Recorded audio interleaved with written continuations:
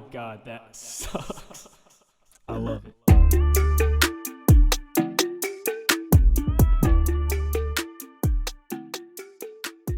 All right. What's up, dude? What up, bro? How are you? Super good. How about you? Good. How was the experience with Dude. the sled and everything? I feel like I should have prepared better for what I was gonna go through. I didn't do much cardio recently, and then getting out there, I was like, oh man, this is tough. But it was fun. It's good way to start the day. So I call that the warm up from hell, and I've been doing that. I could see why. Yeah, been doing that with some of our guys. So is it aptly named? Yeah, I would say it's accurate for sure. Okay. Yeah, and if you're listening, it's a sled. It's like one of those tank sleds. I just found at a random gym equipment store nearby here. I didn't plan on buying this thing, but they had it, and I was getting some like plate weights. And I saw this thing, and I'm like a big like knees over toes guy. I was telling you about knees over toes guy, Yeah. but you've never seen it before. Nope. I'll have to look them up later. But yeah, I saw this sled, and like this is what the knees over toes guy preaches, is just like basically pull like a sled, like go backwards. Like that's how you should train your legs and train your knees. Because if you think about like if you watch like an athlete do anything, like if you're jumping, your knee is like over your toe. Yeah. Right. So it's like trains backwards, and it kind of like works out your knee, like makes your leg stronger, which you could probably use it. Yeah, for sure, for my ACL recovery stuff. Yeah. When did you do that? I think I tore it in 2016. It was the year after I graduated from UNCW. So, and then it took like 9 months to go through all the surgery and reconstructive stuff. And so then after that, I was kind of back to normal. Okay. Yeah. I still feel it though. You still feel it? Yeah. It's always more sore, and it feels weird when it rains. And so you felt it in the cold plunge. For sure. Speaking of, it was your first cold plunge. Yeah. How do you feel? I liked it. I think I would do it again for sure. Yeah. Definitely rejuvenating, like refreshing. Just feel more alert. It's cool. Yeah. First 3 seconds suck. Oh, yeah. You took it like a champ, though. You said get in fast. I was like, all right, here we go. That's the only really piece of advice that works is just get in. And then my breath was gone until a couple seconds after that and recovered. Yeah. Yeah. No. I like the routine. I'm happy you were able to do it. Yeah. With Thanks me. for inviting me. Yeah, dude. So we've known each other since 2019, probably like February-ish. I probably met you before I went out and sold. Yep. Sometime. Somewhere around there. In Wilmington, maybe. Yeah. But you've been doing this since 2015? Yep. First summer, 2015. It was the year after I graduated. So I started like 3 days after graduation. For anybody that doesn't do door-to-door or pest control, we're talking about door-to-door pest control. Yep. Sales. The glorious industry. Right. And I'll hype Damon up here. You've created a little empire over here on the East Coast, and it's been really inspiring for guys like myself, and I know a lot of other dudes to see, and it's what's kept me around. It's what like inspired me to grow. So, quick run through for maybe friendly for people that don't really know anything about pest control or door to door. Yeah. Too, because I want them to be listening as well. What's like the 30,000-foot overview of kind of what it looks like? Yeah, and how the hell did you like get started with pest control? Like, what made you want to choose this as your financial path, your career path? So growing up, I kind of grew up lower middle class. I would say like we kind of struggled financially, and I remember watching my parents like have this scarcity where if any catastrophe happened, like a car broke down or anything, it could mess up 3 months of their life where they were trying to recover from those financial things. And so I was always looking for some way to make money because I was paying for myself to go to school at UNCW.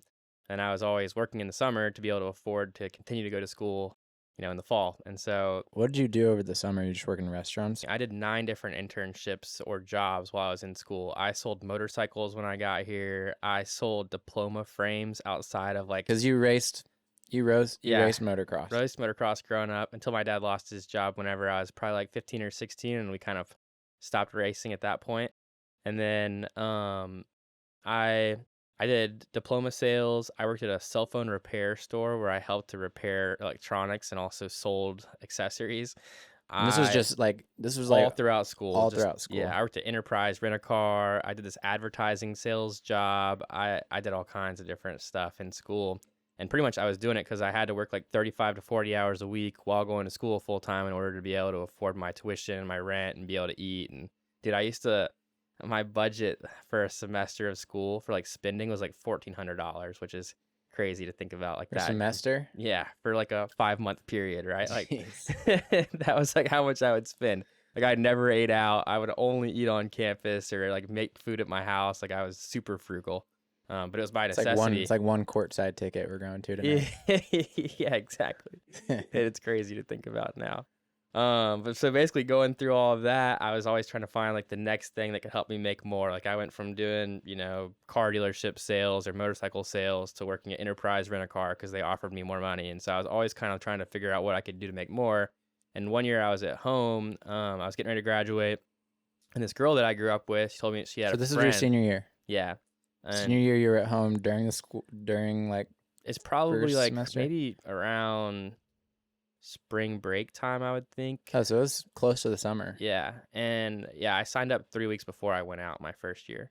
And so she tells me that she has a friend that had made good money selling pest control over the course of the summer, and that they're going to be at their house on like Saturday, and I should come over there and meet them because she knows I was always like trying to make more money, and I was always trying to figure out like what I was going to do to kind of break out of this, financial struggle that my family and I had kind of been in. So I was preparing to graduate and take a job at Edward Jones. I had already accepted a role there. I had done their internship program as well. And so Edward Jones is pretty prestigious, like as a financial job. They get more applicants in a day than what they accept in a year. And so I was like, pretty excited to go and do that. I already had my Series 7 and my 66 licenses. I'd studied for tons of time and passed those tests. Why'd they want you? Did you just do well in the interview? That's a good question. Or like... So they do a 12-round interview process, which I thought was absolutely ridiculous. Like you interview with so many different people throughout their process. And then I actually flew to New York and met with a bunch of their people up there as well as part of my process.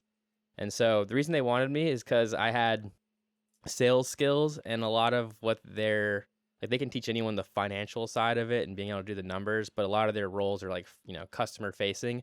And so you have to be able to sit down with somebody and give a good presentation on like the portfolio that you're offering and then be able to convince them the direction that, they're going in with you is the way to go. And so that was one of the reasons why they wanted me. I also, on my resume, I had a bunch of different, financial roles that I had done. I had interned at a PE company called Seahawk Innovation here and a bunch of other stuff.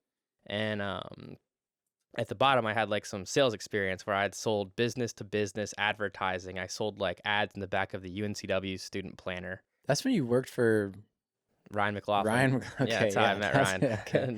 Ryan in the interview, he's like, sell me this pin. And I sold him the pin. He's like, all right, dude, you're going to do really well with me. And then me and him got really close through that process. And obviously worked together at Aptive for a long time too. So he's one of my good friends. So the wolf of discount. Yeah. What were they discount? We cards basically or... were selling. So like every student at UNCW gets a planner at orientation. And in the planner on various pages throughout, there would be like a coupon for Jimmy John's or a Smoothie King or like, so my job was to go to all the businesses around the university and say, hey, there's like 14,000 students right here in your backyard. Like pay $800 to me and I'll design an ad for you and we'll put it in the planner, right?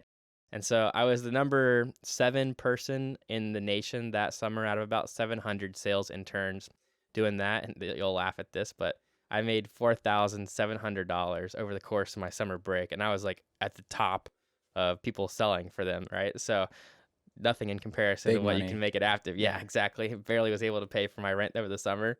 But so through that process, I had proven I was good at sales. And so Edward Jones liked that part of my resume as well. And they asked me about that all the time. So I was going to go the Edward Jones way. But then this girl tells me that I need to meet this guy, TJ, and TJ happens to be at the lake. He tells me kind of how it works. We go into high-income neighborhoods all across America. In those neighborhoods, a high percentage of homeowners purchase a pest control service. It's a really high-margin business. He told me that he made $23,000 last summer.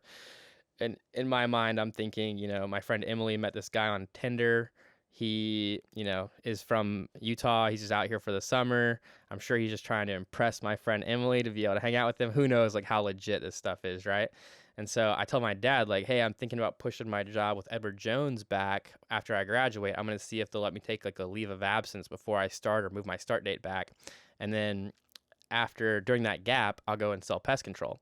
And my dad was like, that is the worst idea I've ever heard. He's like, you've worked so hard to, get to this position. Like, you have an $82,000 a year starting salary at Edward Jones plus commission. Like, you're going to make six figures right out of school. Like, that'll be incredible. It's what you've always worked towards. Like, go and do what you kind of set out to do. And I was like, I think I'm going to do this pest control thing, Dad. And he was like, you're an adult, man. You can do whatever you want. But like, I don't think that's the right decision. And I still remember the day that I was like saying bye to them to go and drive to sell. My dad was still like, I think this is a bad idea. He's like, but if you really want to do it, I'll support you. And I was like, cool, I'm gonna go and give it everything I can. And I remember thinking, worst case scenario for me is I go out there and I do this job where they told me the average person would make around $20,000, and maybe I suck, or maybe it's a whole big, sham and it's not what they told me, and I make 5,000. And even 5,000 in a 3-month period would be fine, because then I would go on and do my Edward Jones job and I would still be fine in the long run. So my goal was just to maximize it. And I had about $28,000 of student debt, I think, at the time. And so my goal was just to pay off that debt and then go and work at Edward Jones debt free and kind of go start my life. But that's obviously not what happened in the long run. Yeah. Yeah. So you do your first summer and you're working with this guy, TJ. Yeah. And shout out to TJ, dude. He's a great trainer. Like, literally taught me how to really level up my sales game at that time. And I ended up making $41,000 in like 2.5 months. Okay. That's huge. Yeah, it was great. At that time, that I had $300 in my bank account when I showed up to start the summer. And I remember thinking, like, if this doesn't go well, I won't be able to live until I can go start my Edward Jones job. So I was thinking, like, how else could I make some side money while I was trying to get that to get going? Luckily for me, I sold the very first person that I ever talked to for pest control. I was just super lucky. I had watched TJ for like 2 hours, and he was just knocking on doors, getting told no, just not running into anybody that was really a buyer. And he's like, "You want to try one?" I'm like, "Yeah, let me see what I could do." And so we walk around the corner, and this dude's spraying his backyard for pest control as we like walk up on his house. Nice. And I'm like, "Hey, how's it going?" He's like, "Hey, what are you guys doing out here?" I tell him, and he's like, "Oh, that's what I'm doing right now." I'm like, "Yeah, we don't want to take your side job, but let me explain to you what we do." I start telling him kind of how it works, and he's like, it's just a super easy yes, right? Like a lay down sale. Like, yeah, absolutely, sign me up. Like, I didn't even tell him the pricing yet. And I'm like, okay. So I start signing them up, get them through the whole thing. I turn to TJ, and after the end of the sale, I'm like, "Dude, I think I'm going to be good to go. Like, let me just head to my own neighborhood, and I'll just go knock my own houses," right? And he's like, "All right, bro." So I go drive to my area, and then the next like 3 hours, like, I didn't sell anybody. I didn't even get close. Like, I was just, you got shit on. yeah, I got sure. crushed Yeah. the next 3 hours, and I was like, dang, I should have watched TJ for longer, right? And then at the end of the night, around like 8:15 or so, I ended up getting one more sale, and so I sold 2 in my first day. And then I remember calling my dad that night on my drive back to the apartments and being like, "Dad, like, once this commission hits, I'll have made like $400 today." And my dad was still like disbelieving. He's like, I'll believe it when you get paid the rest of the money, And I was like, okay. And so then after that, I just kind of had this chip on my shoulder, but I also had this kind of like my back's against the wall mentality, because I only had $300. Like, I had to go and be successful at this. And so I just was I'm also super competitive just as an individual, and I wanted to be the best person on the team. And so I kind of just set out to beat TJ and everybody else. What was it like in pest control back then? Because like I got started in 2019. Yeah. And I know things have changed a lot with Aptiv, with the industry that we're in general.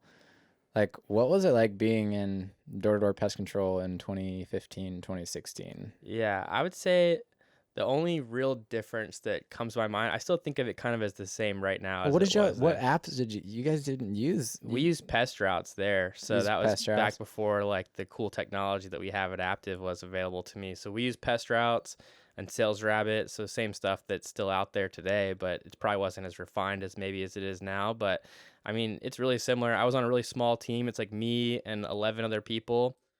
It was the same thing as it is now, right? Like, there's the top guys that really want to work hard, who are the team leaders, who are really getting after it. There's the middle guys, kind of like where I fell into in the beginning, as I was still learning and figuring it out, and we were motivated. And there was the bottom third of the guys that just goofed off every day and like hardly worked, or they were getting fired or getting in trouble, or they didn't make it, or they only did one summer and they were out of there or whatever. Like, What it's kind of happened similar. with him and you guys? What happened with him not going with Aptiv and you kind of like getting involved and growing so here? it's kind of crazy. at the end of the summer, I had told them all along, right? Like I have this finance job at the end. Once I finish this, like I'm gonna go and do finance full time. Like that was still my goal. And so they didn't even try to like recruit me or re-sign me at the end of the season. They were just like, "Hey, Damon, great job this year. Like we'll send you your commission reports whenever the back ends are gonna come out." I'm like, "All right, thanks guys. Like appreciate it. I learned a lot. Had a great summer, right?" And I was out of there. And then I started working at Edward Jones the day after I got home from doing that. So I was working at Edward Jones like probably 65, 70 hours a week. And all my focus was there really. And I remember talking to Kenny, who was my roommate, on the drive home. I was like, dude, it was like a moment of silence. And I was like, Kenny, would you ever do that again? And he was like, dude, no. And he's like, would you? And I was like, absolutely not. Like, I would never do that again. And I think it was just like that moment where you've done something really hard and like mentally challenging for a lot of days in a row. And you're just kind of mentally worn down by like how new and hard it was. And we'd just given an extreme effort for a lot of time. And so I was like in that mental state where I was kind of just beat down. But then after a few months went by, I was contacted by Vess Pearson and the CEO of Aptiv, and he was like, "Hey, like we recognize that you did well at this other company. We'd love to show you what it would look like for you to work at the largest pest control company in the industry." And that first company was called Venture Pest Control. Venture? Yeah, and they had like 2 little offices. I think it was. So not a lot of people know that, by Yeah. the way. Yeah. That's a Damon Lilly little secret sauce right there. I do think that's helped me though, because you know how a lot of times whenever you're on a great trajectory in a potential job or an industry or whatever it is, it doesn't even have to be pest control, but you do really well for like maybe 2 or 3 years, and then you start to think like, oh, am I in the best vehicle, or am I like on the best route to get where I want to go? And then maybe you like work at Microsoft, so then you start looking at Google or you start looking at Amazon. You're like, I could go work at these other places and maybe do really well. And I kind of did that first just because I started at Venture. And so when I came to Aptiv, I was like mind blown. I was like, dude, like this is way better than what I've been doing. And so I didn't have to have that, am I doing the right thing later on down the road? Because I had already experienced something else that was different and not as good. Nothing against Venture. Like they're great people and awesome company for just as small as it was, but they just don't have the resources that we have now. And so once I realized what we had, I was like, wow, I'm just going to take this and run with it as fast as I freaking can and make it a huge success. But the way I came back is after Vest kind of showed me what was possible, I still wasn't convinced that I was going to do it again. I told my dad, I was like, hey, I'll probably make $120,000 this year at Edward Jones. If I went back and managed a team, TJ told me that he made like $170,000 that year. And I was like, it's nutty. And then he had 8 months of doing whatever he wanted. He was buying real estate. He was traveling. He bought cryptocurrency. Yeah, he at had, Edward like, Jones, freedom. at Edward Jones, you're making 120, but that's you might get what, a week I had 3 off? weeks of vacation. 3 weeks, okay. Yeah, and I had to give them like 6-month notices, so you had to really know when your vacation was. Right. Like whereas TJ could get a phone call and be like, "Yeah, man, I'll come to Mexico next week with you," and he could go, right? Like I couldn't do that, and so I was always watching TJ's social media and just kind of following his story. And one day I was like, how do I do what you're doing? And he's like, well, you've sold well. You just need to recruit and train and like become a manager in this role. And then that's what's going to, propel you to be where I'm at. And I was like, all right. So my goal was if I just recruit hard while working at Edward Jones and I get to a position where I'm going to have a good team to go out with, I would just go do pest control again. And if I recruited really hard and it just didn't work out, and I, wasn't a recruiter or I wasn't a leader that I thought I could be, then I was going to stay at Edward Jones and be safe, right? And I told my dad that, and I still remember like probably maybe February of 2016, I was preparing to kind of make my decision, and I had like 30 people that were preparing to go out and sell pest control with me. And I remember telling my dad, like, I don't know which one I want to do. Like I worked super hard to get into a position to be able to work in finance. I really liked my job. I liked the people that I worked with. I was in a cool office. I was helping to oversee like a $30 million book of business. And it was a really cool spot to be in. And I was 23 years old. And then I remember thinking I was going to have to trade in my stockbroker business card for a pest control route manager business card. And I still think about that today. And I told my dad that. He said, that sounds foolish to me. He's like, do you want to manage someone else's money for the rest of your life, or do you want to manage your own? And I was like, well, the obvious answer is you want to manage your own money. He's like, well, then that's the decision. You just go out and do Aptiv then. And he's like, that's to me, it's a no-brainer. And I still remember thinking like, well, I guess that's what I'm gonna do then. And so I sat down with the guy who's the regional manager for Edward Jones, and his name's Jamie, still a friend of mine.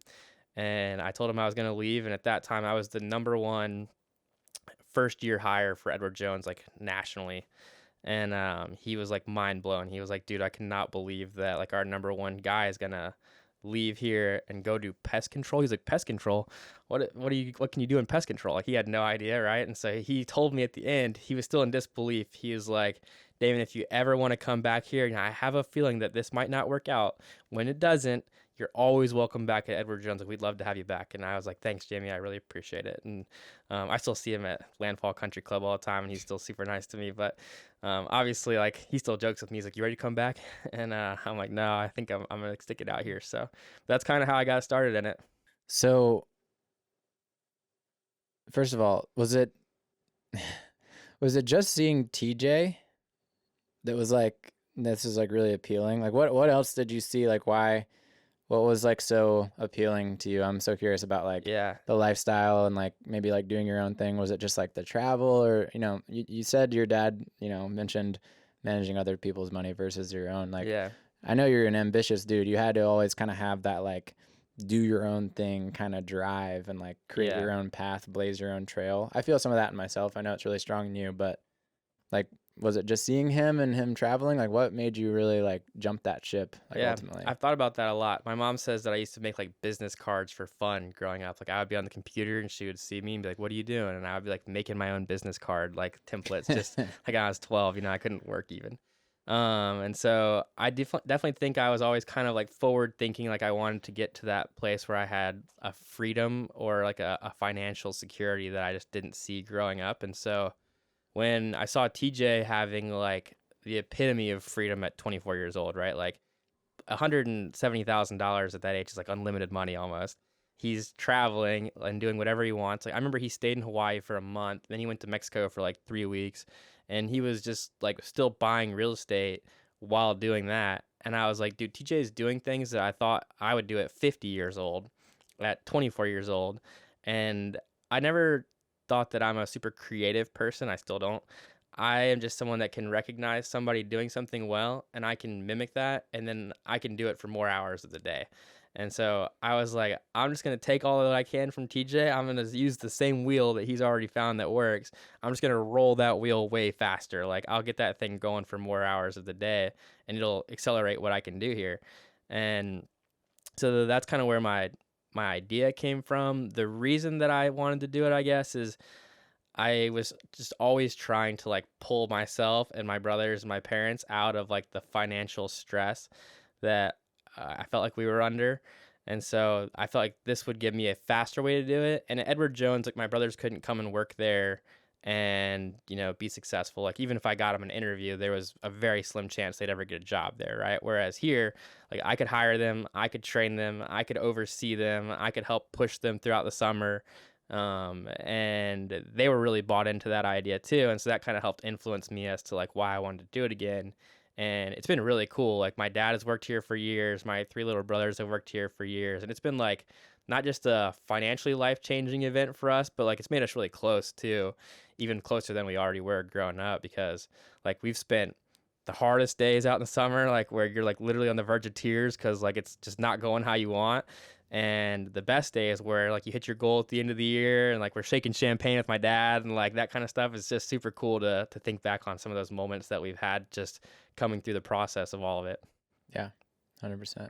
One thing I was going to ask, so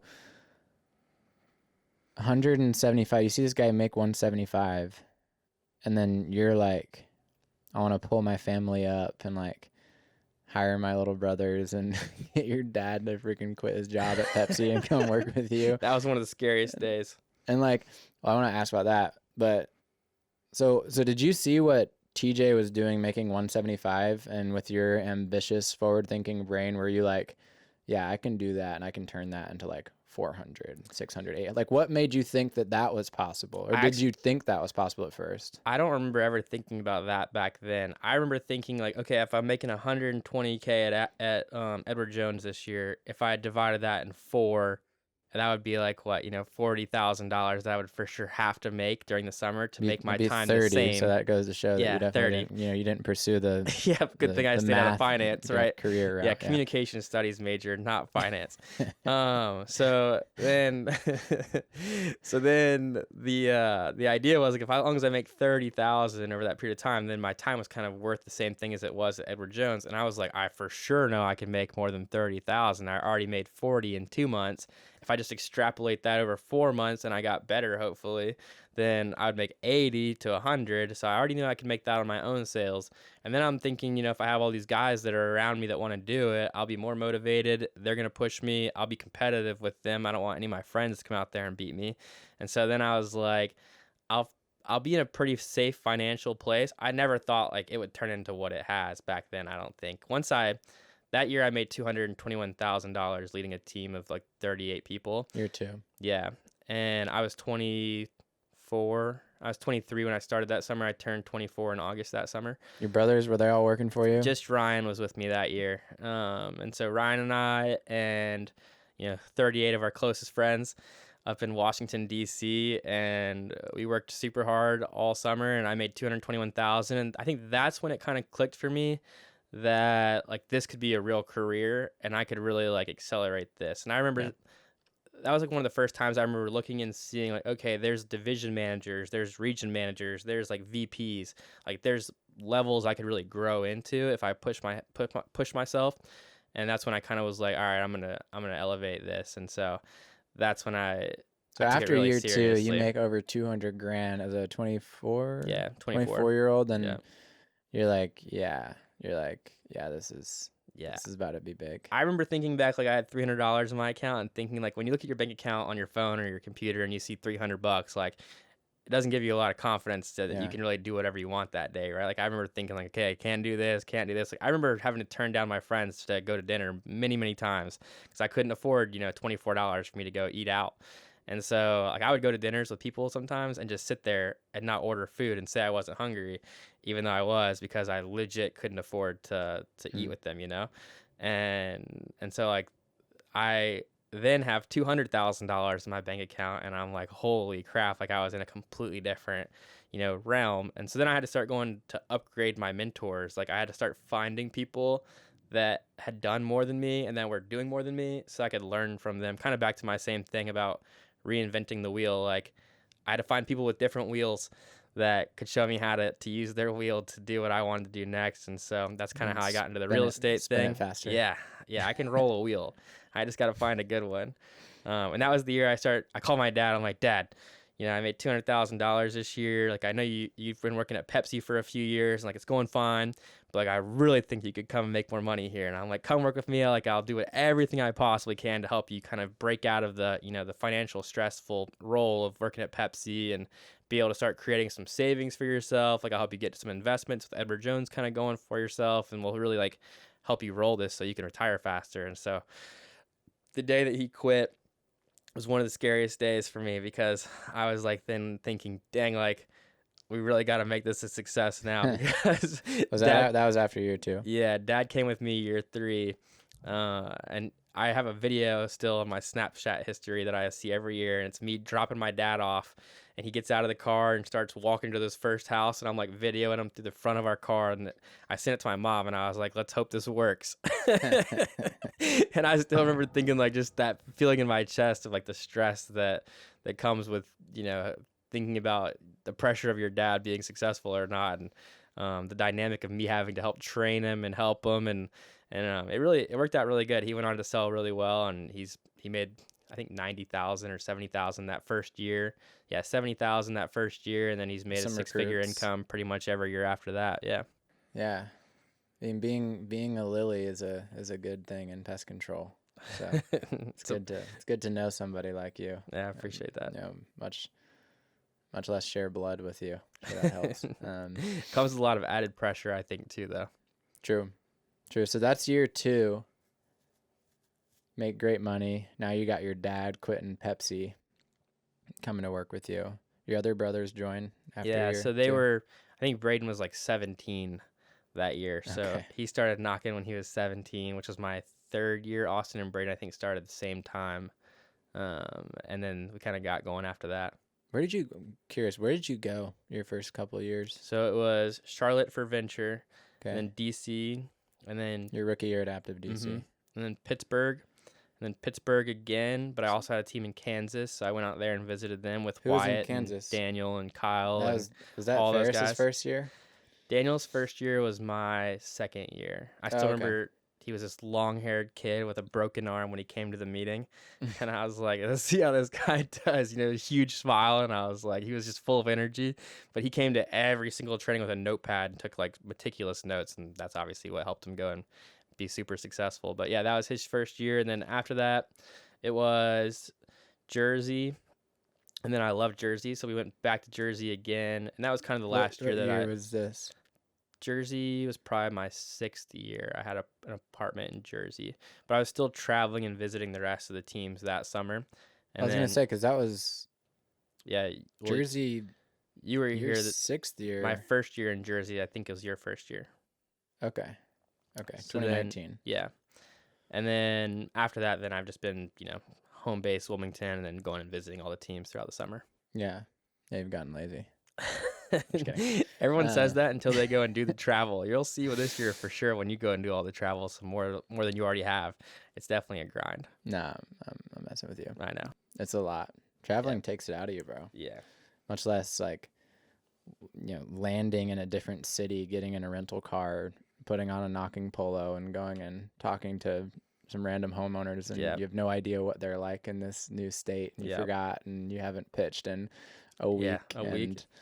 Yeah, it's rusty, and you got that pressure. You got And there's a pressure of like 4 kids dudes standing behind you. Yeah.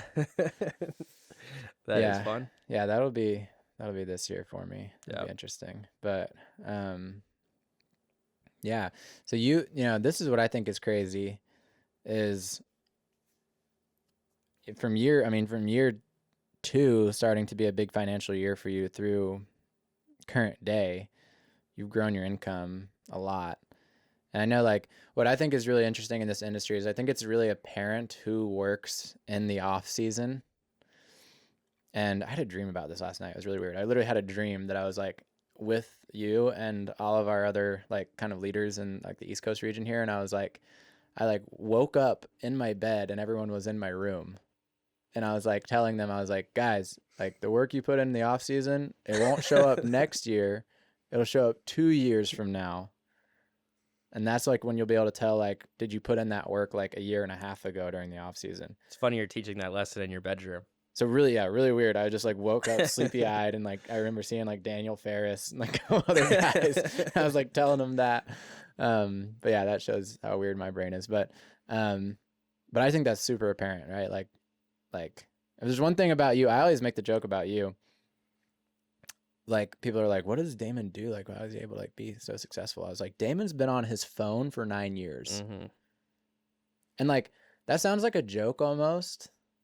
That's not a joke. No. Like that's like a heavy statement, right? Like you've been on your phone for 9 years. Yeah. Up until last year, for multiple years in a row, I was averaging like 700 text messages per day. Like I would get up and I have these lists and spreadsheets and everything, and I would go and text, 50 people before 7 a.m. and I knew they were all going to respond at various times of the day, right? And then I have to carry those conversations throughout the entire day or week to be able to get to the outcome that I wanted, to set up a meeting with them or to train with them or whatever it was. And so, yeah, I think that kind of like what I said about just rolling the wheel really fast, like I was willing to, part of rolling that wheel of recruiting is being able to text a ton of people and keep up with them and make sure that, like, one thing that I always do is I always end my text in a question for the most part. So that way that person is, obligated to respond to answer my question, right? And so that way they have to keep texting me back. They can't just, end on a statement and they're like, oh, maybe I don't have to answer that because there's nothing to answer. Like I'm always asking them something at the end to keep the conversation going. So then I'm always getting text back, but that was the way to get to the meeting that I needed to set up or whatever. Yeah. And there's like some sort of like value and capital and just communication. Like we know this in our industry. And I say this because like I'm kind of the same way with my group that you are with your region. Not to the same level though. And that's what I always tell people. Like like, dude, Damon's Damon because Damon's put in Damon work. Like, you've put in your work. Like, you've contacted people and texted people and been in constant communication with your squad and been really like in tune with your squad for a long time. And it's a crazy sacrifice of time. Like, it really is. And I know that because I've done it on a smaller scale. Like, for example, I was doing like 450 text messages a day. It's a ton. Last off season, right? And I can't even imagine 700, right? Because 450 was a lot. Mm-hmm. Like, I was literally always texting people on my computer, on my phone, in meetings, getting really good at looking at a Zoom camera while sending texts and not paying attention sometimes. Yeah. I was driving last night. I shouldn't do this, but I was driving Braden and I to go to mom and dad's house for family dinner. And I was texting like this book while I'm driving. I'm looking above. I have my phone down here. I'm holding the wheel like kind of like this. And I'm just ripping this whole book. And Braden's like, dude, you're the only guy I know that could drive us at 70 miles an hour. Be texting a full book and still hearing like what I'm telling you. And then also like, I don't feel scared of you driving right now because you're just so comfortable texting it all the time. And I'm like, It's a skill. Yeah, definitely lots of practice for me doing it for sure. Like I can text without looking at it. Right. I mean, texting and driving, it's stupid. Yeah, it's a bad idea. It's stupid. Yeah. But at the same time, what I've always said, and this is like a hot take, but like, if you're like a grandma, and you don't even know how to use your damn phone, then it's I don't want you scary. texting and driving. Yeah. I don't even want you driving. I can still look at the road while I'm doing it, but that still doesn't make it like I should do it. It's not that you should. No. But it's almost like sticking out like a 14-year-old skinny boy on an NFL field and saying playing football. I wouldn't want that because that guy would die. Yeah. But if you were like an athlete and you trained for it, then I would feel more comfortable. I'm conditioned to text and drive. You are. If anybody is, you are. Yeah. And you shouldn't do it. No. But I need to stop. you probably like if anybody's gonna do it, I'm like putting you on my texting and driving roster. Yeah. If anybody's gonna do On it. your fantasy text and driving team. Yeah. Just get a Tesla. We had one. Your we wife sold used to it. have one. Yeah. The self-drive would be We hardly good. ever used it though. You would think that you would use it a lot more, but I never If used you're it. sitting there texting and driving going 70, it's probably a good idea. That's true. It's not as fancy as your car though. Your current car. I do love my current cars. Yeah. Are you gonna keep that car? How long are you gonna keep that car? So the Urus, I don't have any plans of getting rid of. I love that thing, and it's kind of cool that Post Malone owned it first. Right. And so I think that's kind of a cool touch. I don't really think there's no other SUV that I would rather have more than that. And even So by the way, back up. If you don't know, Damon has a Lamborghini Urus. Lamborghini Urus that is like his side hoe, that his wife drives. Yep, Megan drives that every And day. It used to be Post Malone's, and then Stradman's. Yep, and then I got it from Stradman. White, wrapped it black and yellow. It's Yeah. incredibly sexy. It looks like a reverse Pikachu or like a bad Never guy thought of it that way. Pikachu car. And then your main piece, Yeah. the electric blue. Yeah, so then the McLaren 720S, that I don't know how long I'll keep that. So I've had it for 4 years now, and I have a Lamborghini Revelto on order. I don't know if I'm saying that right. I think I am. But Doesn't matter if you can say it, if you can afford it. yeah, so that comes in, they tell me March or April, but it probably be way later than that. So what's that one looking like? It's the Aventador replacement. So it's has some electric components to it as well, but it's also gas, so like a hybrid Lamborghini, and it's supposed to be incredible. There's some of them on Instagram that you can look at, but they're sweet. Revelto? Yeah, sounds refined when you say it. Yeah. Revelto. Yeah, just like that. That's insane. When did you order that? I ordered it back in probably like February. You haven't It was posted anything about that, have you? I posted like some hype videos that they put out, that Lamborghini put out, but I haven't like openly said like, hey, I ordered one of these. But Why? Because something could go wrong? nah, I just think, I don't know, just let keep it show up and then it'll be cooler. Keep it tongue in cheek. Yeah. for So now. I think when that comes, I'll probably trade the McLaren just because I don't think I would drive the McLaren much once I have that. Seems like a replacement. Yeah, I think Yeah. so too. I don't think you'd need both. Nah. That thing's gonna look good in that garage. Yeah, that'd be sweet. Is it what color? I got like a bright orange. Bright orange. Yeah. Wow. Something different. Yeah. You're trying not to be seen. Yeah, subtle. Right. Went from electric blue to bright orange. And the first color I saw it in on Instagram too was in like a bright orange color. So I think that kind of just stuck in my head, and then I was like, that car is sick. You know what the 0 to 60 is? I don't. I Is should it look it up. faster than McLaren? Yeah, it's gotta definitely be. faster than McLaren. With the electric, it's Yeah. gotta be. It is. Cool. Yeah, I'll drive it whenever you want me to. Yeah, for sure. You can take me around town sometime. Yeah. If you ever get bored, I'll definitely drive it. Yeah, Um, we could set that up. and then you have a high country? Yeah, well, it's a GMC Sierra truck, and then 'Cause I know nothing about trucks. yeah, I love that truck. So it just though. says high country on the back, right? I don't think so. That was my old one. Sweet, yeah. Yeah, Perfect. so that one was a Chevy High Country. You nailed that one. That was Yeah. also like 3 years ago, though. Good memory. Yep, for Yep. sure. Now They you look drive similar. a They're both black. GMC Sierra 1500. Sierra 15. Yeah, I knew that. Yeah, that's like whenever we're going hunting or anything, or going to Charlotte and taking the dogs, that kind of stuff. And then I have a Cadillac Escalade Oh, Chrome Delete out in Utah as in well. Utah. Yeah, Okay. I was gonna say I haven't seen you drive that one. no, it's only in Utah. I've only driven it once. You drive that truck a lot. Yeah, I pretty much drive the McLaren every day, and then if it's rainy, I'll probably drive the truck.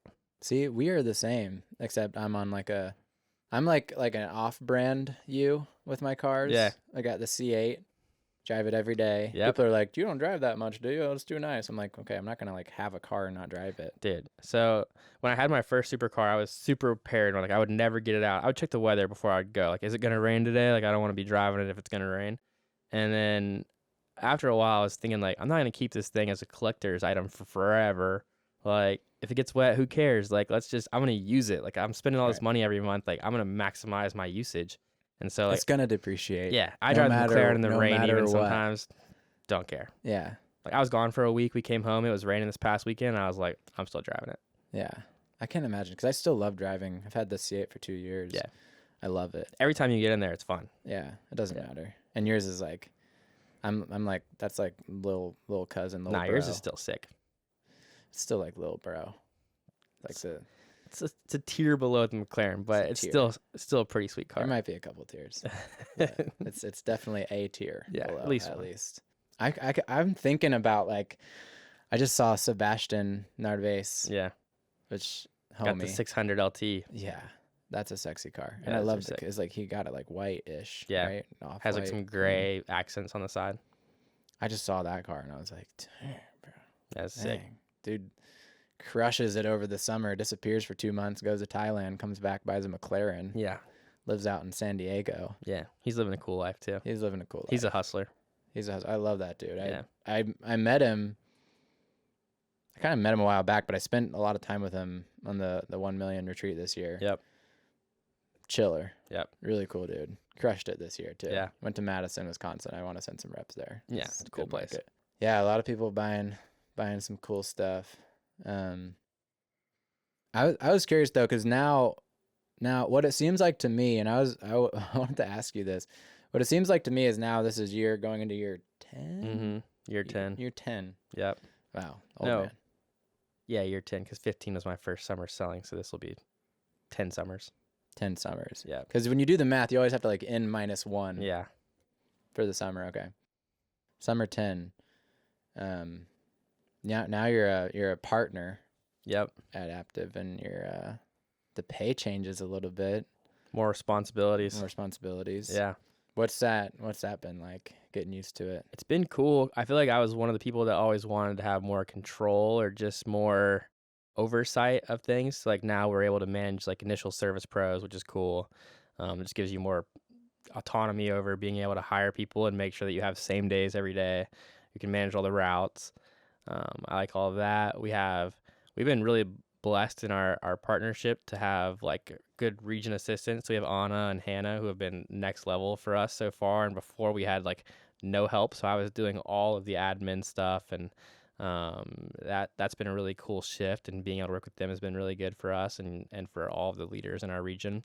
And then the other side of it is just, I guess there's more financial responsibility when it comes to housing, and that's not just for me, but for every manager at Aptive. And then also just being able to share in the responsibility with corporate on like the costs of hiring a service or sales pro, a sales professional, and then having them go through all the onboarding and then go out and actually sell. And so it's definitely been a lot more responsibility. And this year is a huge learning curve for us, but I think next year we'll have a really good explosive year from all of the changes that were made, and then just seeing those, kind of like you said, the work you do in year one maybe doesn't hit in year one calendar year, but year two is when you really see the fruits of that labor, and I think that's what's going to happen for us this year. I think so too. Yeah, Alpha. Yeah, we're coming for blood this year. Yeah. We're coming for blood. Yeah, make Alpha great again. Yeah, It's the year. MAGA. Yeah. It It still cracks me up. does. It does. I feel like with really just the last year, and this isn't to say like you're not working, and you're still the hardest worker I know. I feel like you've been able to travel a little more, do a little bit more things. And I know it's stressful for guys like yourself, because I know you want to work, Yep. and I know you want to just like grind, but it's almost been like cool for me to see like, hey, you're not sending 800 text messages a day, even though it's probably still like 4 or 5. I Yeah. don't know, but like you're able to travel a little bit, like see Megan's family, like go to weddings. Seems like all of Yeah. your friends are getting married at the same So time. many weddings. I think we went to 8 weddings this year. Yeah, it's crazy. It's a lot. So, but like, yeah, do you feel like, because I mean, my whole shtick for why I'm doing this is I wanted to get into Aptiv. I wanted to get into this crazy high growth, high potential industry, push the buttons, rocket fuel for X number of years, so that after X number of years, I can be involved and have the squad and have the culture and be able to almost like take a step back and not have it dominate my life, but have it be a part of my life, Yeah. and then pursue the other things that I'm really interested in. Yeah. That's like what my whole goal for being involved is. But then there's like, hey, maybe one day Omega could be a partnership. Maybe there's that going on too. So plans always change. I guess I'm curious, what's your mindset been around work this year? Like has it changed at all? Like how do you feel about work? So I think for my process in the beginning, like the first 6 years, really, maybe 7 years, I was willing to sacrifice like anything and everything to maximize Aptiv, right? Like I remember running meetings at 8:30 at night in the office, and I'd been there since 7:30 in the morning, and I still had like, my 8:30 meeting to still do, and I knew it was going to take 45 minutes, and I'd have to answer text messages, go home, and like do it all again the next day, right? And we tracked hours one year. Vest wanted to like inspire regionals to like work more. And I remember we had this like hours tracker thing, and I would log my hours in this Google sheet every day. And I was averaging like 75, 82 hours, like 88 hours in a week. And then a lot of their, regionals were, 40, 36, like 52 on some of them. And I was beating people by like double in some cases in the amount of hours worked. And I was willing to do that back then because I was extremely financially motivated. Like there was so many things that I wanted to, do to be able to earn what I wanted to earn, to be able to get to the position that I wouldn't have to do those things if I didn't want to. Kind of like what you said, like it's more of a choice.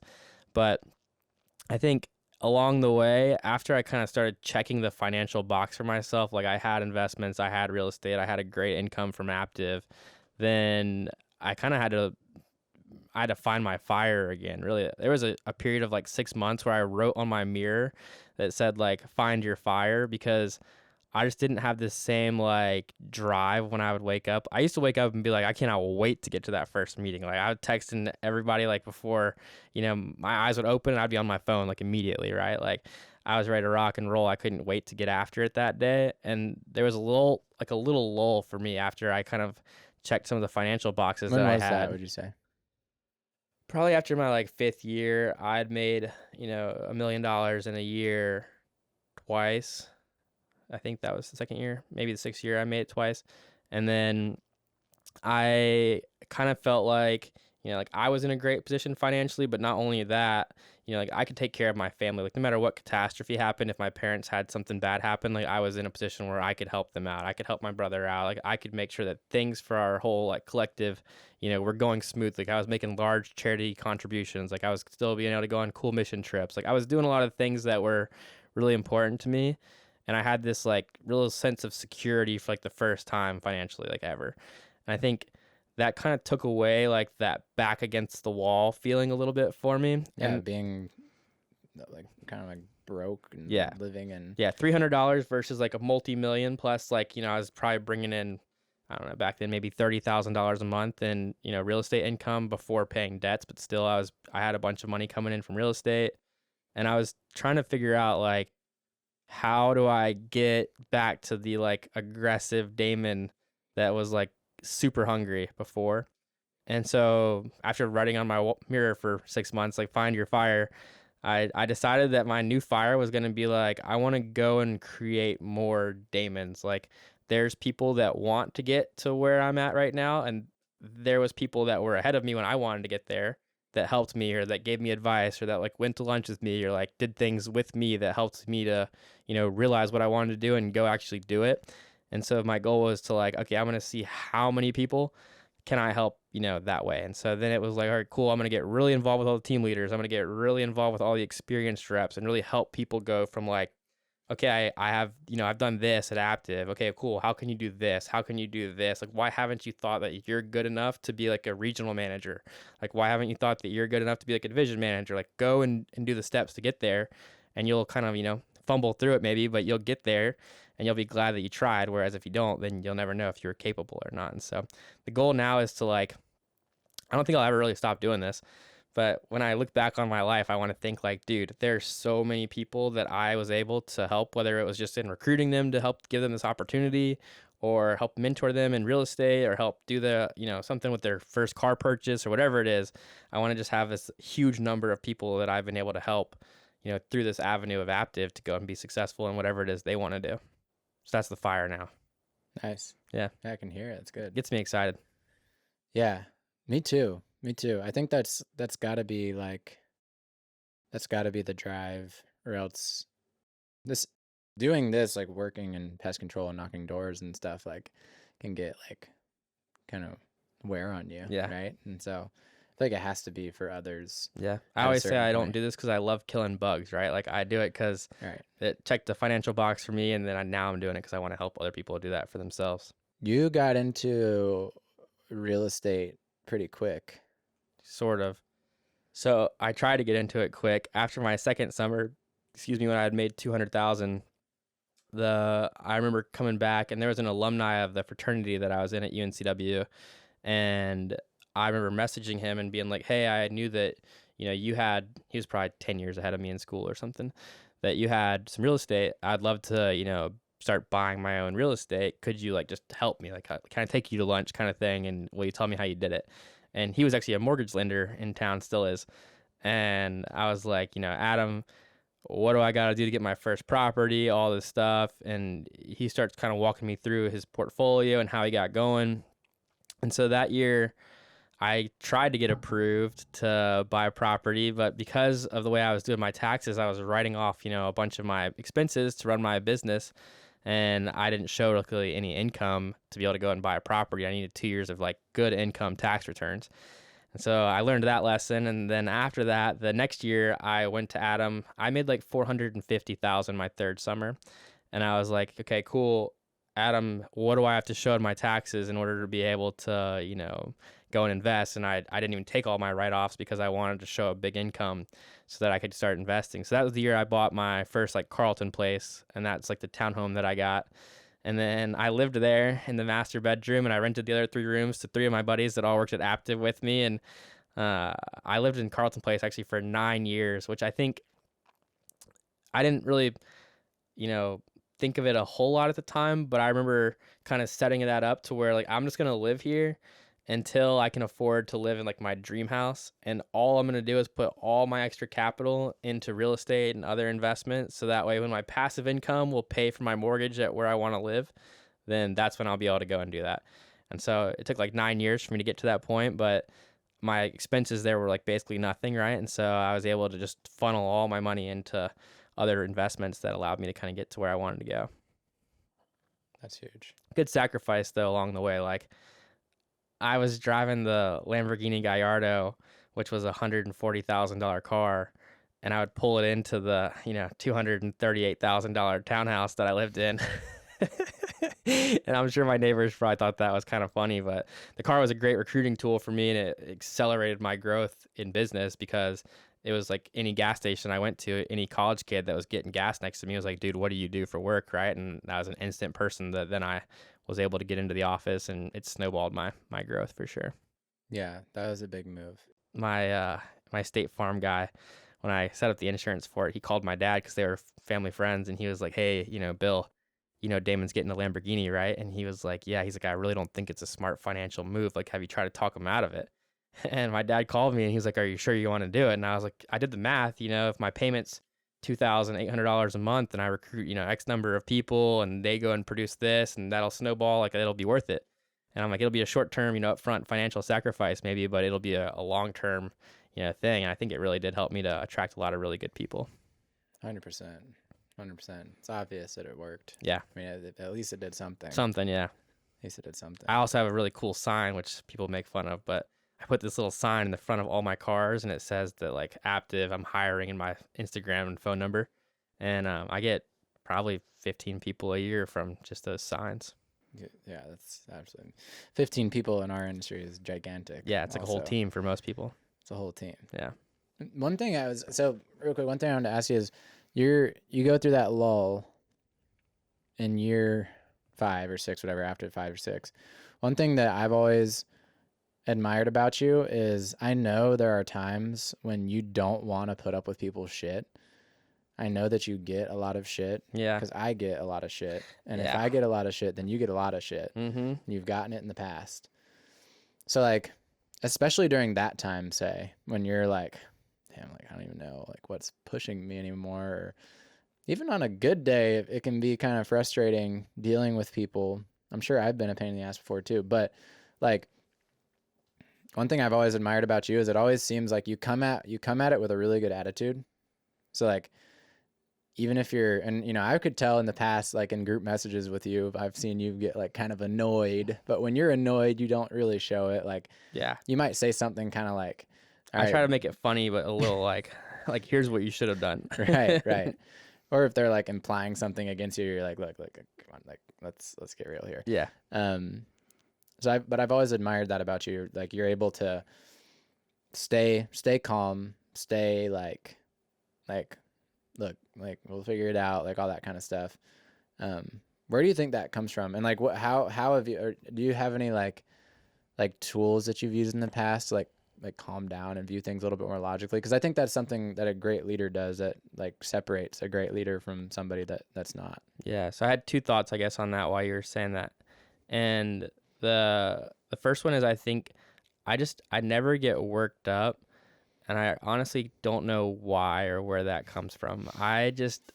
When I get a problem or I get something that is an issue, I just think of it as like I'm really solutions based or solutions oriented, I guess. Like, I don't even really focus on the issue that much. I'm just like, okay, what can we do to get onto this next part so I can keep moving this train forward? And it probably comes from my mom a lot growing up. Like, I never really saw her get worked up. And then she would just tell me, like, it's okay to make a mistake as long as you learn from that, and it drives the whole thing forward. So, like, I used to, my mom had a party light business growing up, and I would sit in her office and listen to her do tons of sales calls all day.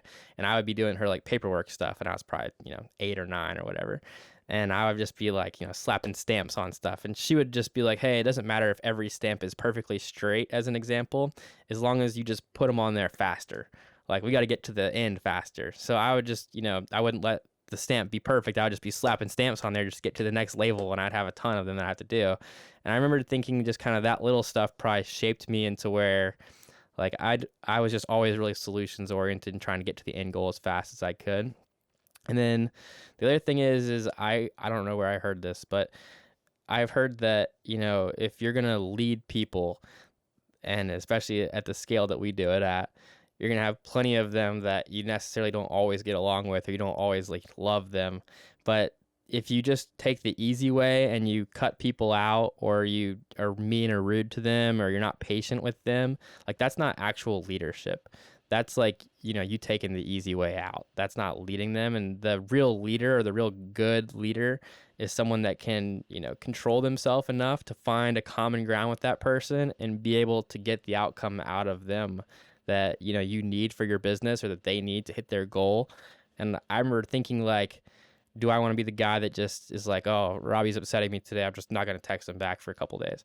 Or do I want to be the guy that's like, Robbie, hey, here's, where I think that, we could work on this together. Here's what I think that you're doing that is, maybe a little bit upsetting to me, but I want you to know, like, as your friend, like, let's go work through this, and let's like not let this be a thing for us in the future, and really continue to move forward on those things. And I think that, like, that's the leader that I would want.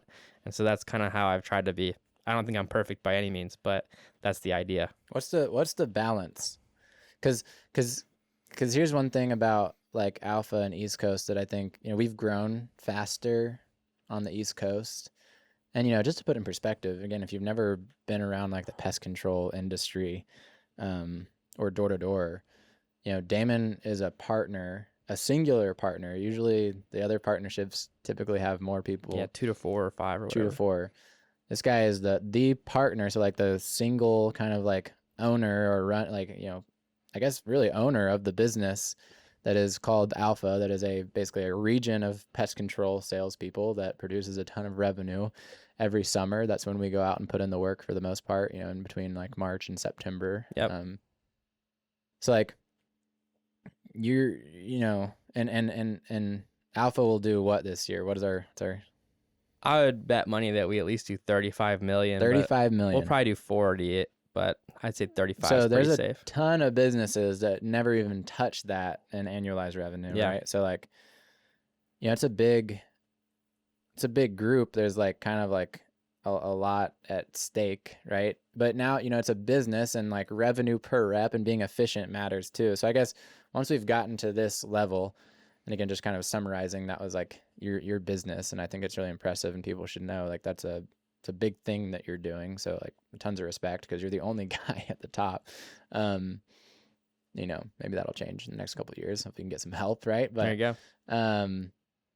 But what's the trade-off between keeping everybody around and only keeping the good people, so that you don't have the weak links? So Yeah, I think in the beginning, I was desperate to grow, right? So like I had no money. I had to be able to build this. I had quit a really good job to be able to do this. I had my family on the line, kind of thing. Like I was willing to work with anybody back then to be able to grow. And I didn't have the same leadership mentality where I was going to really help them along the way. Sometimes I was just willing to put up with their crap just to get them to, continue to keep selling. And so along the way, it's definitely been refined, where we, kind of went through the paradigm stage, and we were able to kind of fix the, that connotation around our group that was maybe we just took anybody, and we've kind of, refined it to where we're a little bit more selective, and we're, it's a much higher class of individuals now. I also think that that's come from us just getting older. Like, right, I was 23 when I started doing it, and all the people that I was recruiting were either that age or younger in a lot of cases. My brother was 17, right? And so like to expect super professionalism from 18, 19, 20, 21-year-olds when 22-year-olds are leading them is a tough dynamic, I think. But I think as we've grown, we've learned a lot, and now it's a much more refined, group of people, and just the leadership capital that we have is tremendous. Like I was talking to one of the presidents this week, and he was just telling me how impressed he's been with our group, and I was like, yeah, we have, tremendously grown up over the last, 5-7 years. And it's been really cool to see, like, you and I kind of talked about this a little bit earlier, just like the time that we've known each other, and the transformation that it goes from you thinking that, you're going to, work in a restaurant that year, to going and selling pest control, to thinking, you might not do this again, to thinking like, okay, I'm gonna make this a career, right? Like that takes time, and being able to really put the time and energy into becoming a good leader, and being someone that people want to follow, and being patient with people that, aren't perfect to lead right off the bat, and all that stuff. I think just, it takes time and energy to get there, and we've just been doing that for a long time now, and so you're really starting to see the results of it. But I think that the group we have is tremendously special. I think about this every day, but I'm just like immensely grateful and blessed to be able to like work with the people that we work with, and be in an entrepreneurial type of environment, surrounded by people that I like genuinely care about and like.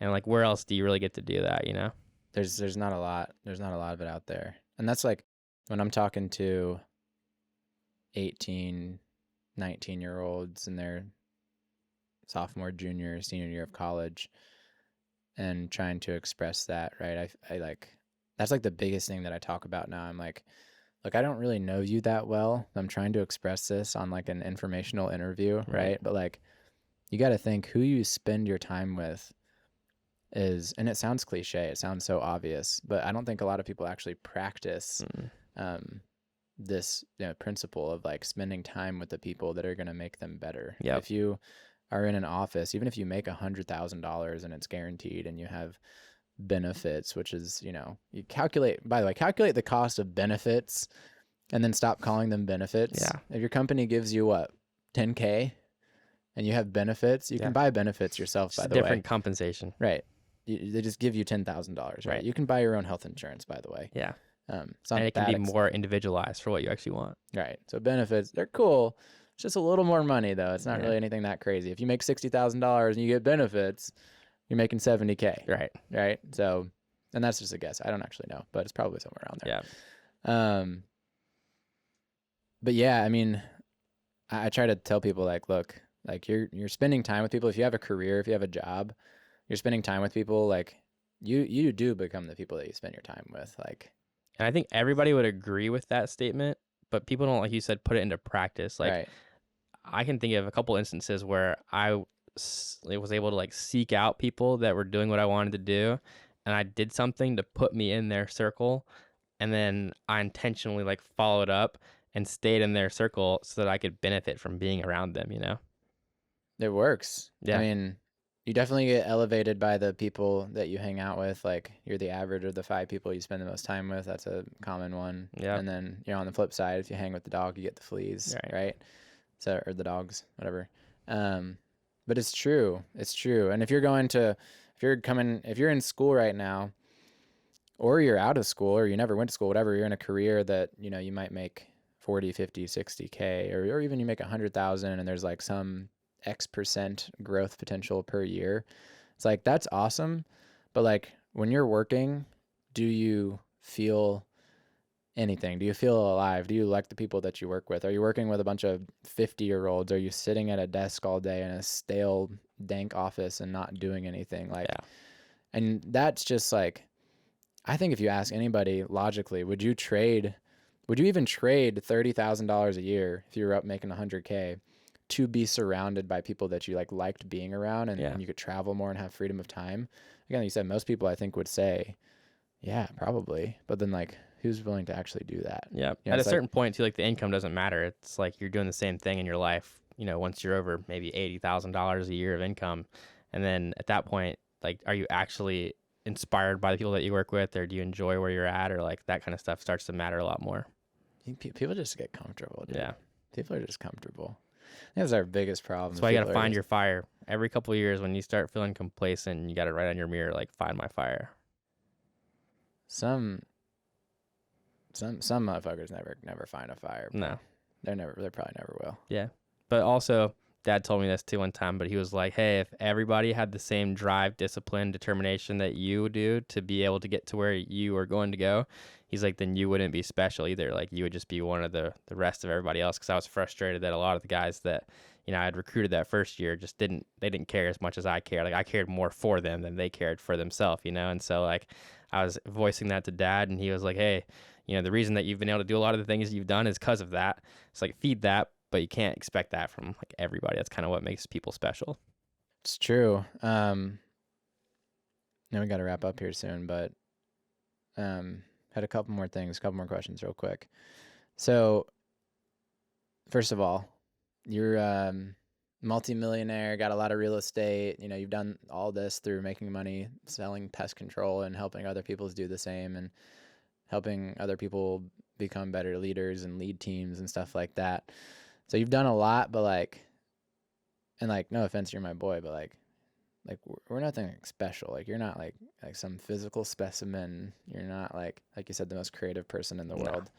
So just to harp on that again, what's your superpower? Like, what do you do on a day-to-day basis? Do you do anything special on a day-to-day basis? When you're working and grinding hard, what does a day look like? Like, what's the secret sauce? Is there a secret sauce to it? Yeah, I guess when I like to put it in your words, my superpower is that I am willing to make the sacrifice that a lot of people I don't think are from a time perspective. Like, Time. If you see my planner, especially a few years ago, even still now, but back when I was working those 80-hour weeks or more, like I wasn't just working 80 hours. Like I was extremely precise in the way that I spent every minute of time throughout the entire day for 80 hours. Like if people wanted to meet with me on Sundays, like I would take the meetings. If people wanted to meet with me on Saturday night and, I had other plans, I would cancel my plans. Like I was willing to do whatever it took to grow at that time. And how many years would you say you worked at that level? Probably 5 for sure. And then a little less than that, maybe 6 and 7. And then the past year and a half has been a little bit more like freedom of not having to do that, partially because of the financial things, but partially because people like yourself and my brothers and other people have, like Wyatt and those other guys, have grown into those roles. This is what I think is funny. Is like people can say whatever the hell they want, right? People can say, Damon, had a downline in the beginning and people grew under him, and he had a lot of good leaders come out of it and all this stuff. Like whatever you want to say, like luck this, luck that. Like first of all, luck is That's what you make it. It's preparation meets opportunity, right? That's really what luck is, right? But like nobody who says that about you, or any haters, right? Any haters that say that about anybody that's successful, right? Like nobody's actually doing what you did. Yep. I've never done that. I think I'm a really hard worker. 5 years of that, I never even come close, bro. And that's like, so it's just like, first of all, mad respect for that. But second of all, like, I just think it's good for people to hear that. Like, you got this dude sitting right here. First of all, super humble guy. You would never know any of this, but like, financially set the rest of your life. Your family, you could be set the rest of your life. This guy's talking about wanting boats and planes and shit. So he's not satisfied ever. But that doesn't just happen. That's like 5 years of 80 or 90 hours in the off season, not to mention the selling, the selling in the beginning, and then the traveling, for the probably second half of that stretch more, and then the traveling ever since. Right. And this dude sitting here, you could quit right now, and you could not do shit. You probably buy a little island if you really wanted to, and stay there the rest of your life. Little one. Very small. Like No one, airstrip like there. Little Get guy. there by boat only. Yeah, swim. Yeah. Yeah. But you still travel to our teams over the summer. You're still out there knocking doors with 5 little 18-year-olds behind you. And so like, I don't know, people can say what they want, but I think that's good to know. And it's good to remind other people in this industry, or if you're just like a hustler in general, that like, there's levels to the work, and like there's levels to the success and the achievement, I think. But like, if you peel that back, there are levels to the work that got there, right? Unless you're like some trust fund baby or won the lottery or something, but those people never make it anyway. Like, but I just think that's interesting to peel back and know. I didn't even know it was for 5-6 years that you were doing that. Yeah. I used to have on my mirror during that time, it said like short-term sacrifice, long-term reward. And I had it broken down. Like if I lived 75 years, what percentage of my life is a 5-year sacrifice, right? Like a super small percentage.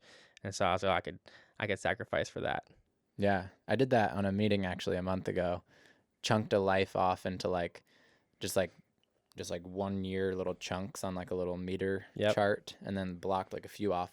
And then I was like, what if that part of your life like sucked? I was like, people are like, oh, whatever, it's only a little part. It's like, yeah. So that's what I want you to do. That's right what you now. got to think about. That's what you need to start right now. Yeah. If you don't already feel like it's really like kind of like you're going hard and you're like sacrificing all your time, like if you really like, it depends what you want. If you don't care, if you don't want to be, that guy, if you don't want to be, achieving great levels of success in the industry that you're in, you can just be average. That's fine. But if you want to be big, you got to work big. Yeah. I think it was Megan that asked me this one time. It was a long time ago, but she was like, was it worth it? Like I was telling her how hard the summer was my second year and kind of what had come from it. And she asked me like, well, was it worth, what you put into it? And I took a minute to think, and I remember saying like I would have dug holes in the rain and the darkness, for 5 months over the summer to be able to put myself in the position that I was then in, because that was going to propel me for like the rest of my life, right? And so like I was willing to do anything to get to that point. And so I think that you have to have that mentality if you're coming from kind of where I came from to be able to get to this point. Like you have to be willing to do what it takes, kind of thing. It's easy to say, but it's hard to do for a long period of time. It's hard to do. A lot of sacrifice that comes with it. A lot of mental strife and some dark periods and some.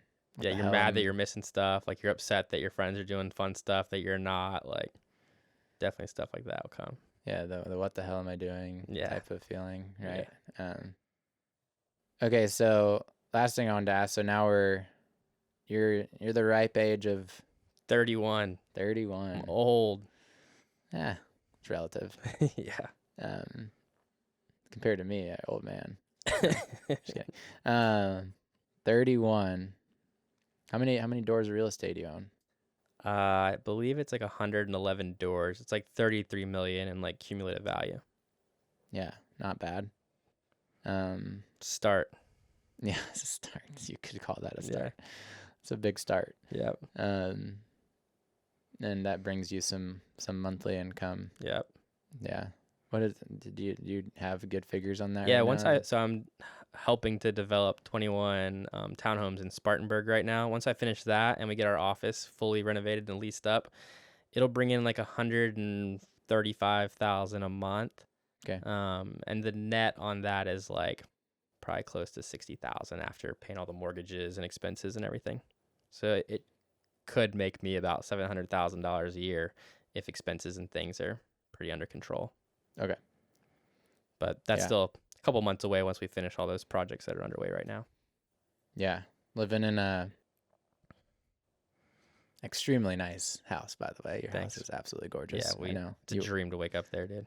It is. Every day I'm grateful for that place. I say it is because I can only imagine. Yeah. If you ever want to have me over again, just let me know. I'll stay in the guest room. I'm sure that'll happen. Yeah, you got that going on. Got the wife, got the dogs, got the cars, got a little boat, got a dock. Yeah. Living in a cool place. I know we talk about this sometimes, but like what's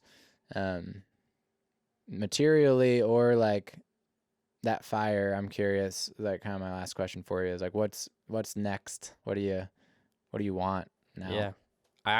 There's not a single like material thing that I like really, really want anymore. Like there's nothing that I think like, oh, I really need to make this amount of money so I can get this. I think it's kind of like twofold. I told Braden this last night on my drive. Like part of the reason why I still work really hard is so that like I can be a support figure to them working hard so that Braden can drive a McLaren by the time he's, 25, or, you can go and get your supercar, next year, or I can help you get to, 10 doors of real estate faster by me helping to give you some of the mistakes I made along the way. Or like, that's the reason why I'm still, super motivated. And then aside from that, like the real, next chapter I think is, like Megan and I are super happy in our marriage, and I think the next chapter is to like start a family and really to be able to start cultivating the mini Damons. I told Megan we're gonna have 4 little boys. We'll see if that happens. But I think that's the next step, right? To be able to continue to grow our marriage and start having a family and start kind of bringing some grandkids to my parents, and while doing that, still continue to be just as focused and active. And I started off thinking that I could do like this many businesses a long time ago, maybe 4 or 5 years ago. And I've kind of like just dwindled it down to where I realized I only want to do like Aptive and real estate. Like I just want to spend all my time with Aptive people and developing what we have at Aptive, and then putting that income into real estate and making that as passive as possible, where I don't have to deal with the day-to-day of it. But I think that's the recipe for the future for me. I'm going to be a partner at Aptive, and then like coach all my kids' sports teams and hang out with Megan and do some cool travel and go to St. Bart's with you. Nice. Love that. But you still might get like a jet one day. I still think that in the next 5 years I'll have a plane and some kind of yacht, but I don't know exactly the time frame on this. The way I do everything is once my passive income will pay for the payment of the toys, then that's kind of when I make that step. So I'm a little ways away from paying for the jet. Yeah, but you gotta fly the little dames around on the jet. Yeah, someday. that'd be cool. And like have them playing on the boat.